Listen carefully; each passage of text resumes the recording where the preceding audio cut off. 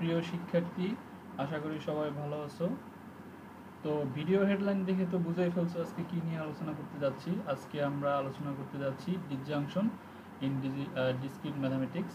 তো discrete ম্যাথামেটিক্সে disjunction কি এটার সংজ্ঞা দিয়ে শুরু করা যাক। এটা আসলে কিছুই না, ওই যে আমরা ডিজিটাল ইলেকট্রনিক্সে অ্যান্ড অর নট গেট নিয়ে আলোচনা করছি না, তো ওখানে অর গেট যেভাবে কাজ করে এখানে ডিসজাংশন সেমভাবেই কাজটা করে। তো এখানে বলা হচ্ছে অর গেটে যেমন আমরা দেখছিলাম যে যে কোনো একটি ট্রু হলেই এটা আউটপুট ট্রু হয়। ডিসজাংশনও সেম, যে কোনো দুইটা ইনপুটের ভিতর একটি ইনপুট সত্য হলেই সে কী করে, ট্রু রেজাল্ট আমাদের প্রদান করে, আউটপুটে ট্রু রেজাল্ট আসে। তো এখানে আমি লিখেও রাখছি যে লাল করে লিখে রাখছি যে অর গেট, অর্থাৎ এটা অর গেটের মতো কাজ করে। তো এখন দুটি বিবৃতি, অর্থাৎ আমরা যদি দুইটা ইনপুট নেই পি আর কিউ নেই, তবে কি তাদের ডিসজাংশন করলে পি এ যে ভি কিউ অথবা কিউ ভি পি এরকম হতে পারে।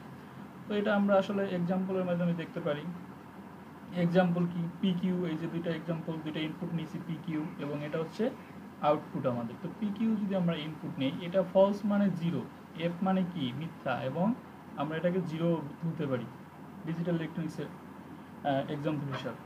তো ফলস ফলস মানে কি, ফলস ফলস, ট্রু মানে ট্রু। এখন ট্রু হলো কেন, মানে আমাদের শর্তে কিন্তু দেওয়া আছে যে যে কোনো একটা সত্য হলেই সত্য, কিন্তু দুইটাই যদি মিথ্যা হয়ে যায় তাহলে কিন্তু সত্য হবে না, অর্থাৎ আমাদের একটা বিবৃতি সত্য হতে হবে। তো 3 নম্বরে কি, একটা ট্রু আছে তার মানে ট্রু, 4 নম্বরে দুইটা ট্রু তার মানে ট্রু, অর্থাৎ আমাদের কন্ডিশনে হচ্ছে যে কোনো একটা সত্য থাকতে হবে তাহলেই হচ্ছে সত্য হবে। এখন ডিজিটাল ইলেকট্রনিক্স যে অর গেট, এটা আমরা একটু দেখি। তাছাড়াও আমি এটা আমাদের মনে রাখার জন্য লিখে রাখছি, পি অথবা কিউ একটি সত্য হলে ফলাফল সত্য হবে, অর্থাৎ এই যে আমরা দুইটা ইনপুট নিছি, এই দুইটা ইনপুটের ভিতর যদি একটি সত্য হয়ে যায় তাহলে হচ্ছে বা একটি ট্রু ইনপুট হয়, সেক্ষেত্রে আমাদের আউটপুট ট্রু আসবে, অন্যথায় ফলস। তো আমরা অর গেটটা একটু দেখি, অর গেট কীভাবে কাজ করে। এখানে অর গেট কাজ করে কিভাবে, এই যে boolean expression A plus B, or গেটের আমরা জানি অর গেটের সাইন হচ্ছে প্লাস।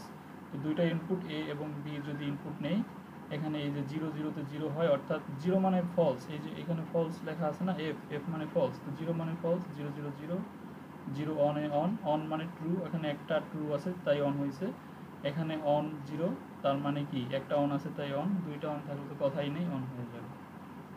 তো নেক্সট আমরা হচ্ছে ভেরিয়েবল নিয়ে এক্সাম্পল দেখি। তো ধরা যাক পি আমি পড়াশোনা করছি এবং কিউ আমি গান শুনছি। তো তাহলে এইটার ভিতরে যদি ডিসজাংশন করি তাহলে কি হবে, এই ডিসজাংশন মানে এই যে ভি এর কাজ হচ্ছে বাংলায় অথবা ইংরেজিতে অর, ইংরেজিতে হচ্ছে অর। তাহলে আমি পড়াশোনা করছি অথবা আমি গান শুনছি, এই দুইটার একটা সত্য হলেই এই এই বাক্যটা সত্য হয়ে যাবে। এছাড়া এখানে ইংরেজিতে যেটা দেওয়া আছে, I am studying, I am listening to music.